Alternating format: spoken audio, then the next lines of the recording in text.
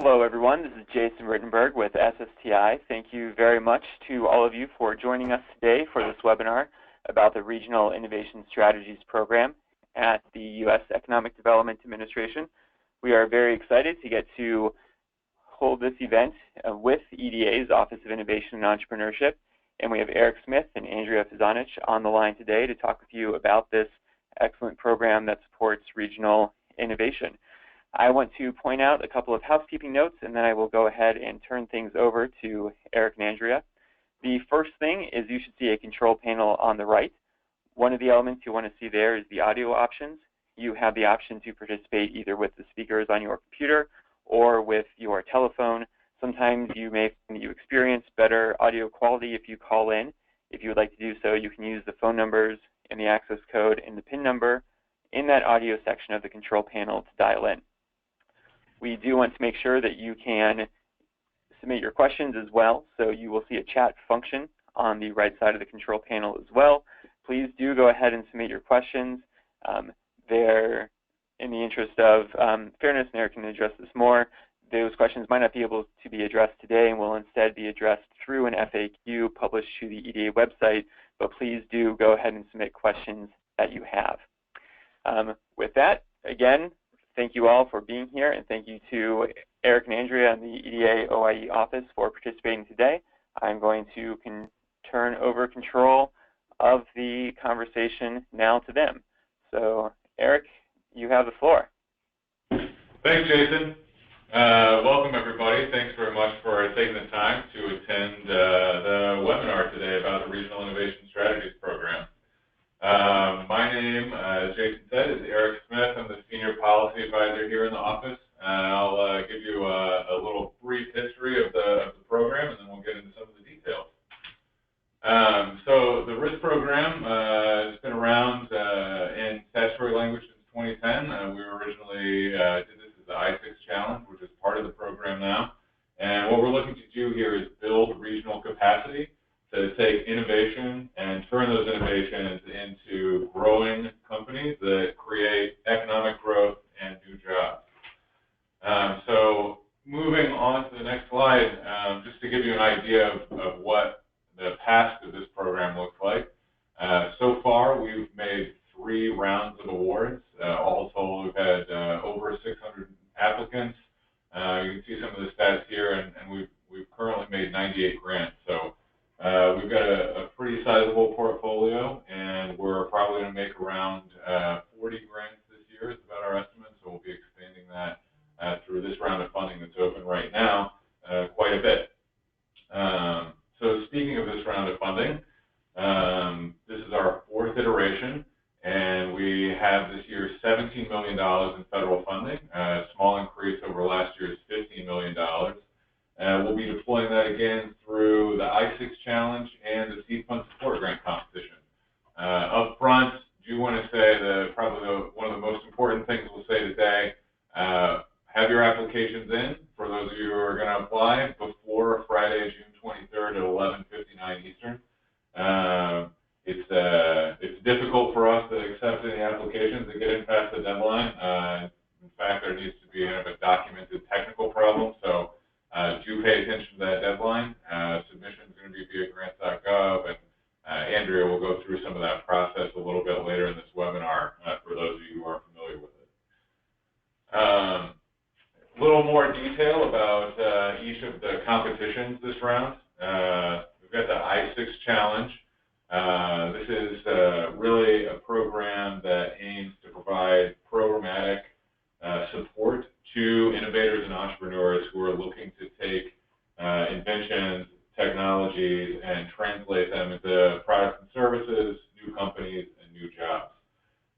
Oftentimes, this type of programmatic support takes the form of mentorship, business planning, technical advice, market evaluation, but can also take a number of other forms. Really, it's aiming to fill gaps in your local ecosystem, aiming to help your entrepreneurs and your innovators in your communities move their ideas into the market. Another Another competition, the other competition that we're offering under this Notice of Funding Availability is the Seed Fund Support Grant competition. Here we're looking to expand regional access to regionally based risk capital. We know that access to capital is a big problem for entrepreneurs all over the country, and this is aimed to be catalytic funding to expand the access to that capital in your region. And again, this is very much tailored to your community, your region. This can be the expansion of an existing fund. It can be the formation of a new fund. You can look at technical assistance for the fund or operational costs for the fund. There's pretty flexible funding available here because we understand that the challenges in every region are a little bit different. So I just want to emphasize the flexibility of funding and that really the approach is something that, and this is for all competitions, all applications here, the approach is something that we want to be regionally and community grown. And we're really focused on the outcomes and how those approaches are going to achieve those outcomes. I want to talk a little bit about the specific funding that's available and a couple other notes with that. So for the I-6 challenge, we've got a $500,000 cap on federal dollars. There's a 50% match required. So if you want to reach the cap on the federal funds, that means another $500,000 in cash or in-kind match from on the ground. So that'd be a $1 million or more total project cost if you maxed out the federal funds. Although do keep in mind that you don't need to apply for the entire $500,000. The project period for the I-6 Challenge grants is a 3-year project period. For the Seed Fund Support Grant competition this year, there are $300,000 available as a maximum for that for each grant under that competition. Again, 50% match required. Again, a 3-year project period. A couple of things I want to emphasize that aren't on the slide. One, that 500 or 300,000, those caps, that's for the entire project period. That's not a per-year rate. So it's a 3-year project period, 500,000 total federal dollars. I also want to mention that unlike many of the EDA's other programs, there's not a distress criteria for eligibility under this program. If you're an eligible entity, you're eligible for this program. Your service area does not need to meet any distress criteria in order to be eligible for this program. Two other things that I wanted to mention under this. There's no need to have existing EDA funding or existing federal funding in order to qualify. This is open to all organizations, whether or not, all eligible organizations, whether or not you've had federal funding or EDA funding before. And the last thing is that you may apply for both competitions. Certainly there are communities in which both the programmatic support for entrepreneurs and innovators and the access to capital are gaps in the ecosystem. In order to do so, you do need to submit 2 applications, one for each competition. Andrea mentioned something about grants.gov later about how you actually do that and how you apply for both competitions through that platform. And just as a best practice, we'd certainly encourage you, if you do apply for both, to make sure that your applications reference each other and make clear that those 2 applications would be going to programs and activities that are working together. So with that, I'm going to hand it over to my colleague, Andrea, to talk a little bit about the risk program process. Thanks, Eric. As Eric just said, my name is Andrea. I'm the program analyst here at OIE. So Eric just went over kind of an overview on risks and let you know a little bit more information about our competition and the funding that's available. And so I'll be walking you through our application review. It's broken up into 4 steps. The application submission, and there's a few steps that are pre-submission that I'll go into on the following slides. Then there's a technical review, which basically goes through and makes sure that your application has all the required documentation. that you are also an eligible entity, and so are your co-applicants, and that you meet the match requirement. And then I'll actually hand it off to Eric, and he'll go through some of the evaluation criteria in the merit review. Basically, once your application has cleared technical review, it will move on and it will be reviewed by 3 reviewers. It will be based on the evaluation criteria, which is actually in the NOFA, so you can take a look at that beforehand before you start working on your application. Those reviewers will score your application, and we'll normalize them, and then they'll move on to what we call the selection award, and the grants officer will kind of have the final say, but the top scoring applications will be presented to him. As I mentioned before you can submit your application through grants.gov, there are quite a few steps that you want to make sure you give yourself enough time to complete before the deadline. And I'll reiterate it again, the deadline is Friday, 11:59 p.m. Eastern Time, June 23rd. So these are the 6 steps that we've identified. Some of you may have already have a DUNS number and EIN, but just make sure, take the time. As you can see in red, some of these steps can take up to 23 or more business days. So please, please, please get started on this early. One of the requirements is that you have all of these registrations up to date, that you're clear, you have all of that set up before you can upload your application to grants.gov. Grants.gov will not let you upload your application if you don't have your authorized AOR set up, because they have to sign off on the documents. So that's just something to note. Also, one other thing that's not on the slide that I wanted to bring up is that try not to use any special characters when with any of your PDFs that you're uploading, because that can cause the system to also bounce your application back. And then the last point that I have is that EDA, we don't consider late submissions unless there is some technical systems issue. If you do experience that, please document what the cause was, screenshots, any kind of back and forth that you have with grants.gov or sam.gov trying to figure out what the issue is, because we'll be asking for that if that's the case.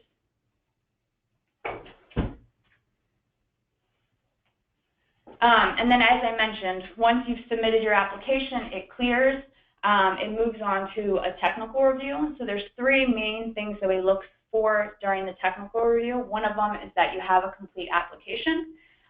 You can see here all of the required forms. As you probably noticed on the bottom with the stars, the asterisks, there are different forms that you have to provide depending on whether you're the applicant or the co-applicant, and then also depending on what type of entity you are. So please take a look at that beforehand, make sure that you cross all your T's, dot all your I's. And we have 2 resources in place to help you and your application get through technical review without any issues. The first one is that we offer a pre-submission technical review. So basically what this is that you submit your application to through email to your risk rep, so that's your regional point of contact. They'll review it and provide feedback on how technically complete your application is within 2 weeks. They won't provide any feedback on the merit of your application. They're literally going to look through and make sure that you filled out the forms correctly, that you have all the documents that you need. So that's one way that you can ensure that your application will get through the technical review. The other option is we have checklists at the end. They're the last 2 pages of the NOFA and Appendix D. There's 2 checklists, so depending on what type of organization you are, you will use whichever is for your organization. But those are 2 resources that you can use to make sure that all the required documents that you will need to get through the technical review are there. The other 2 things that I mentioned that we look at is, of course, if you're an eligible entity, and I think that this is pretty standard. We don't fund individuals. We focus on nonprofits, universities. I mean, you see the whole list right there in front of you. One thing to note is that if you're an active I-6 grantee, you won't be able to, I-6 or seed fund, you won't be able to apply for that same program. And so I put an example there. So let's say you were awarded an I-6 in 2016, you would not be able to apply for the 2017 I-6, this funding opportunity, but you could apply for the seed fund. And then the last thing that we look at during technical review is that you have provided the one-to-one match. I think Eric mentioned it earlier. Your matching shares can be cash or in kind. We like to see, we require commitment letters for all of the matching shares. So let's say you were putting up $100,000 in kind, and you have a third-party organization that's putting up another $100,000 in kind or in cash, whatever the case. Each one of them, so your organization and the third party, will have to submit a commitment letter detailing, what they're committing and using these three words: that it's committed, that it's available, and that it's not conditioned. So that's pretty standard across the board. I think EDA and with the regular programs require that as well.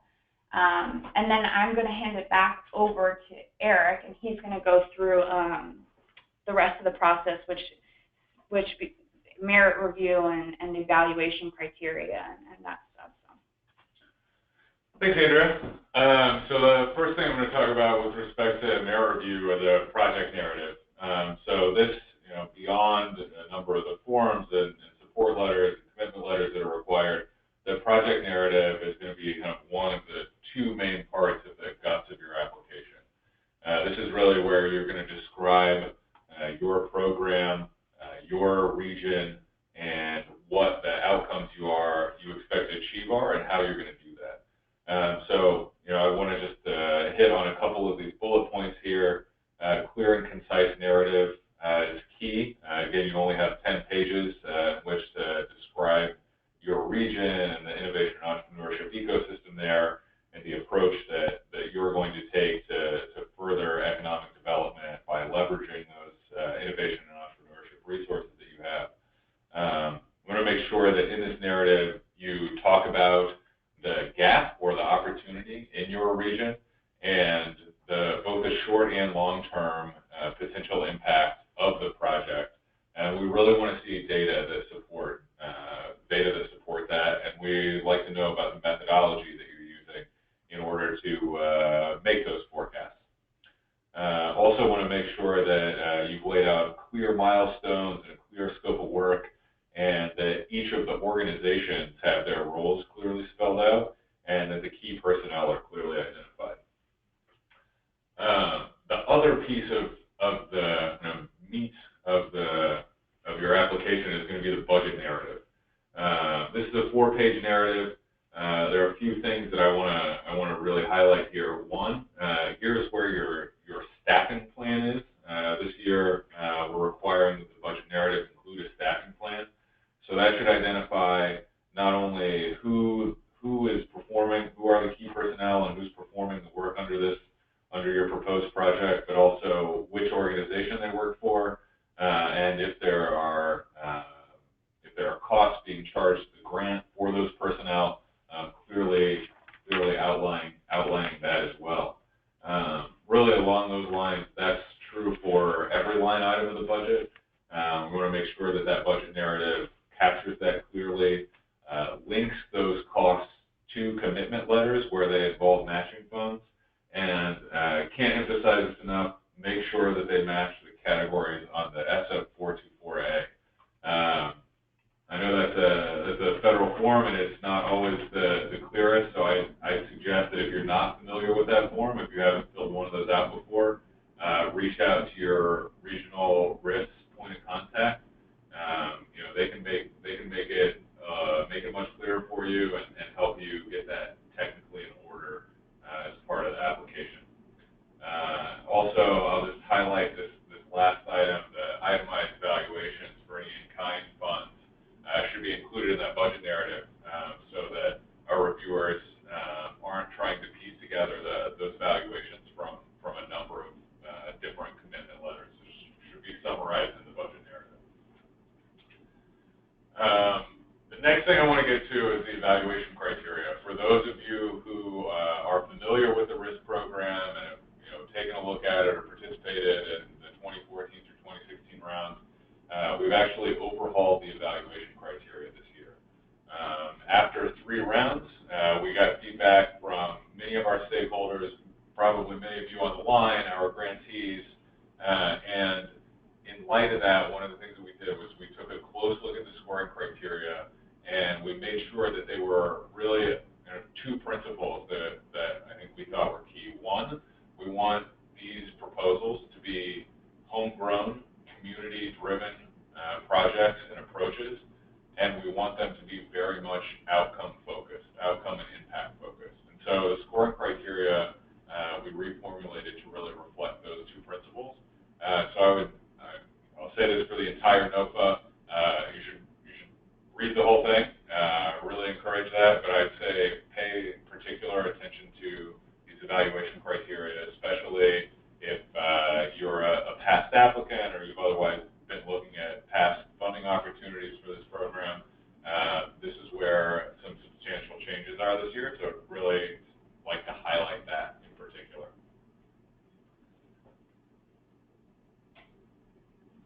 Beyond that, a few tips for creating a strong application. I know Andrea said this earlier, but start early, especially if you're a new organization or forming a new legal entity. But even if you're not, some of the steps, getting a DUNS number, getting an EIN, getting your SAM.gov registration in order, those things are mechanical and can be done in parallel with developing your proposal and working with the partners in your community. So really highly suggest that you start that process early.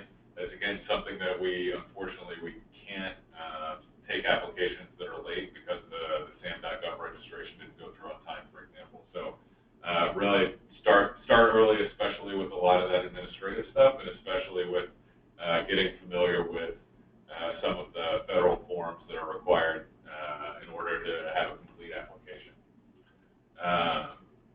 I mentioned this earlier, but we really are data and evidence driven here, so please do provide the data that support your claims. Talk about the outcome and impact metrics that you plan to collect, and also what your forecasted outcomes and impacts are, and how your project is going to be aligned with those, how you're going to continue to measure your progress based on those metrics. We value both novel and innovative approaches and proven approaches that are adapted to your unique ecosystem. So be clear both in why your approach, why you think it's going to work, whether it's something that's worked in a similar region in the past, or whether there's a novel situation in your ecosystem that's going to require a specific approach or some blend of those 2 things. Make sure that you demonstrate that, make that very clear. Sustainability is really important. We want these to be durable projects. We want them to provide continued economic growth, continued support in your region.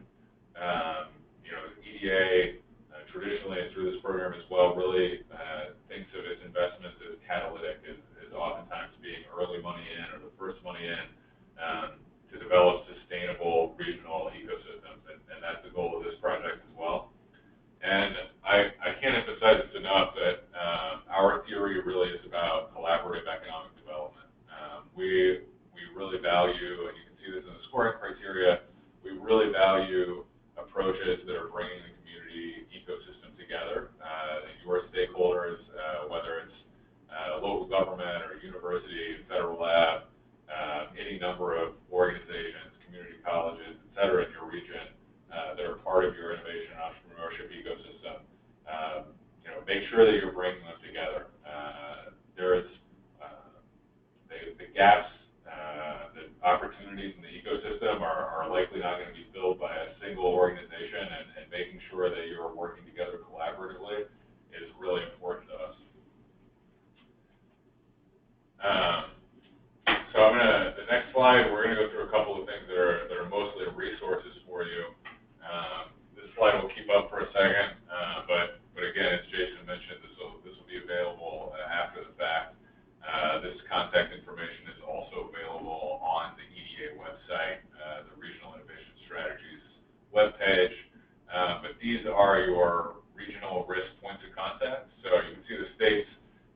there. If you're not sure what EDA region you're located in, feel free to get a hold of your risk program point of contact there, as listed here. You can see Andrea and my contact information as well as the broad Office of Innovation and Entrepreneurship contact information. So do feel free to reach out to us with any questions.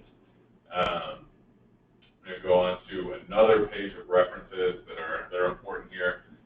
The application package on grants.gov. That will get you access to the full PDF of the notice of funding availability. One thing to note on that is that if you haven't used grants.gov in a while, the interface has changed a little bit. So if you're having any problems accessing the NOFA, there's a direct link to it, again, on the RISC program website, which is at the bottom of the page here. Or again, feel free to reach out to us or to your points of contact. Before we move on to the next slide, I can't emphasize this enough. The deadline is Friday, June 23rd at 11:59 p.m. Eastern Time. One more page of references here. We strongly encourage you to reach out to grants.gov or sam.gov help desk if you have any issues there. These are government-wide shared services, so we unfortunately don't have directly the ability to influence this too strongly, but the help desks are available there for you, and they do provide support for these two platforms. So if you have any issues with grants.gov or sam.gov, as Andrea said, definitely document it, because that's important later on in the process if there is a system error. But please reach out to them directly, as we're not able to provide support for those two platforms. Also say this is the same link to our website, but you can get a lot of information about past risk competitions, past I6 challenge. You can take a look at past recipients and descriptions of the projects to get an idea of some of what we've funded before for both of these competitions. I know that Jason mentioned this earlier, and we're not going to dive too deep into any questions here today. We did get a few ahead of time that I tried to address over the course of the presentation, but what we are going to do for a couple of reasons, primarily so that everybody has the opportunity to get the same information, even if they were unable to attend the webinar. We're going to curate all of your questions that you type into the chat box, and we're going to put those together and address those in our upcoming updated FAQ document. So those of you who are familiar with the program, you'll have hopefully used our previous year FAQ documents, frequently asked questions. We're putting together an updated version of that based on this year's NOFA, and also based on the questions that you're going to submit today. So we will address many of these questions at the time through the FAQs. I'm going to scroll through a few of these questions here just to see if there's some that I can grab quickly. AOR process. Andrea, can you talk a little bit about the authorized organizational representative and just kind of what that is and where to go to complete that process? Yeah, so once you set up your grants.gov username and password, it will prompt you to set up an authorized organization representative. I don't have all the steps right in front of me, but I've worked with past previous applicants, and the grants.gov help desk is they're really great. So I would just suggest reaching out to them, and they could probably walk you through it. But basically, the authorized organization representative has to sign off on all the documents. So you can't submit until you have them set up. And like I said, I don't have the steps right in front of me, but the grants.gov help desk will definitely be able to help you. Thanks, Andrea. Another thing I'll say, another question I see here is asking about feasibility. Feasibility studies for establishing an incubator or some program along those lines. The risk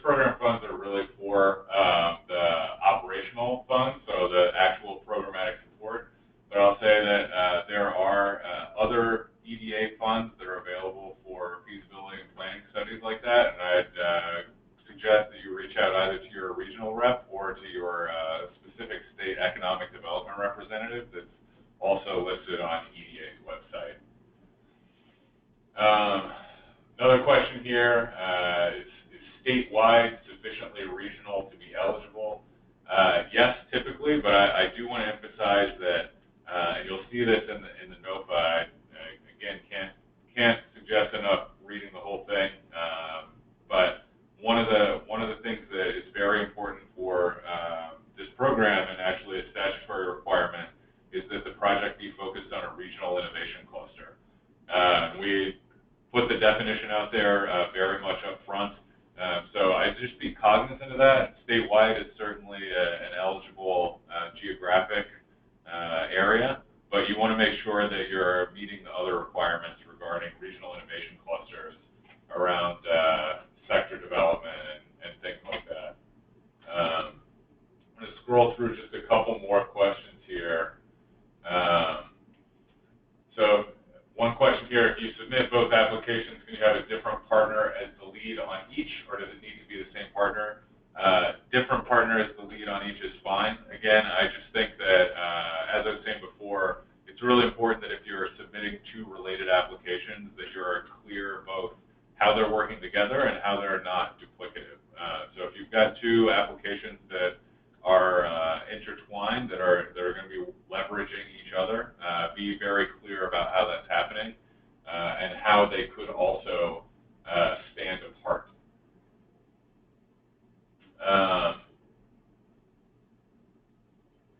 One question here on the no conditions on letters of support for matching funds.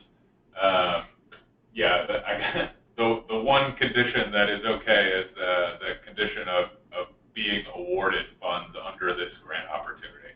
That's certainly fine. We understand that that's typically how those letters are worded. Let me get one more question here. Can a project be less than 3 years? So project periods initially are 3 years, and that's the default. You know, if you think you have a compelling case as to why it should be a different time period, you can make that case in your application. We certainly understand that regions have different needs, but the default kind of target project period is 3 years. So something to think about, something to discuss with your regional risk rep if you go through pre-submission technical review and things like that. So I think with that, I'm gonna say thank you to all of you and thank you to Jason. We will take the rest of your questions and collate those and work to get those answered via our FAQ document. Again, if you have any other questions once that comes out, which should be later this week, check our website. Please feel free to reach out to us and your regional risk points of contact. Thanks, Andrea, for helping out. Thanks again, Jason and SSTI. Great. Thank you, Eric and Andrea, and thank you, everyone, for being on the call today. Appreciate your time. We just have a couple of announcements here from SSTI. First, if this topic is of interest to you and you're the type of organization that be eligible for this program, you may be interested in the awards program that we host.